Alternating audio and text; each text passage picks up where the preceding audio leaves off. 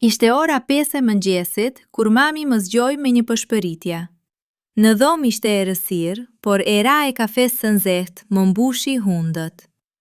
Cohu, se kemi shumë punë sot, tha ajo me atë zë që nuk priste kundërshtim. Unë ngrita ngadalë duke fërkuar sytë.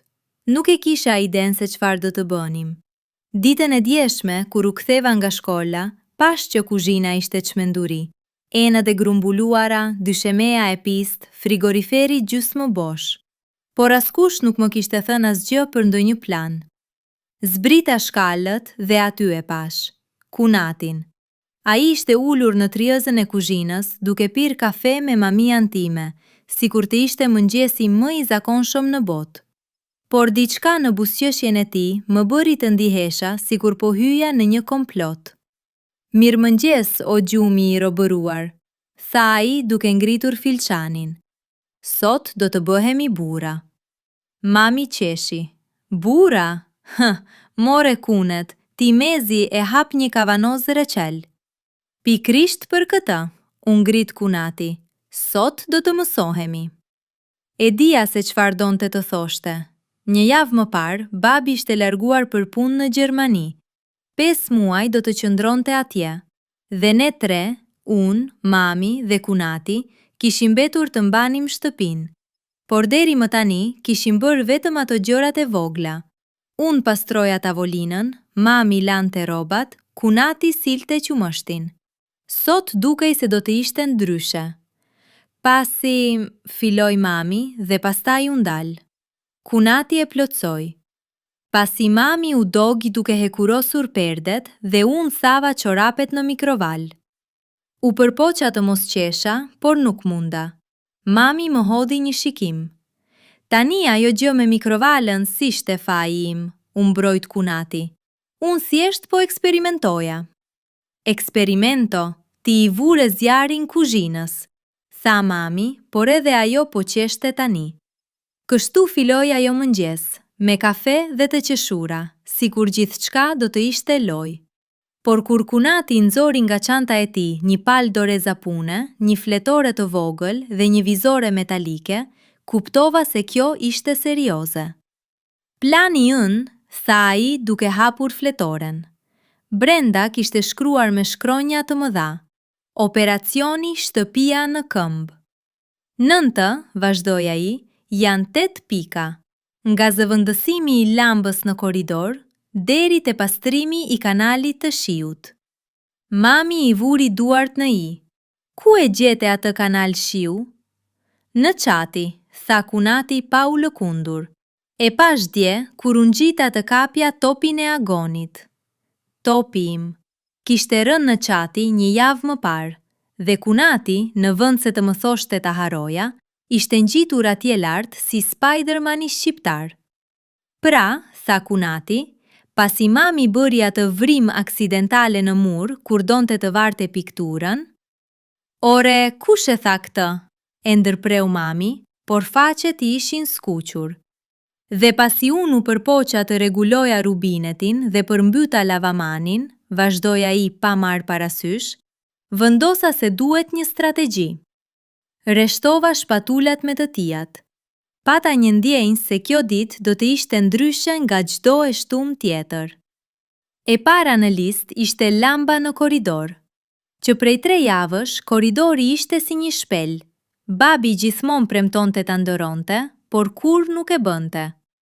Kunati soli një karige, pastaj një tjetër mbi të. Mami mbante dritën e telefonit. Unë jepja lambën e re. Kujdes të mos bjesh, tha mami. Nëse bie, më kap, i tha kunati me shaka. Ngjiti lambën e vjetër. Për një çast mbeti errësirë absolute. Dëgjoja vetëm frymëmarrjen e tij dhe rrajet e zemrës sime. Pastaj një tingull i vogël, klik. Drita u ndez. Korridori u bë si i ri. E bëm, thira, duke u ndjerë sikur kishim pushtuar hapësirën. Kunati zbriti nga kariget. Pika e parë e kryer. Mami më përqafoi. Pa baban, po bëhemi një ekip. Por pika e dytë ishte frika ime, Rubineti që pikonte në banjë.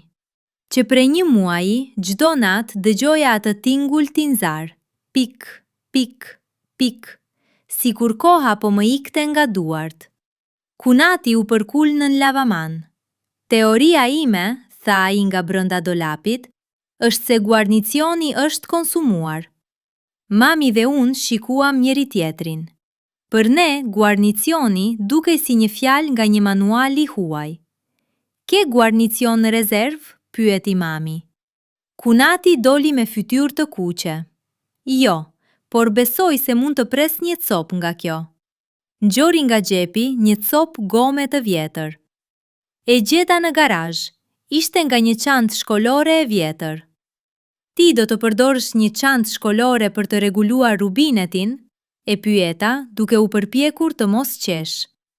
Materiali është material, tha ai seriozisht, sikur të ishte profesor në MIT. E shikuam duke e prerë gomën me thik.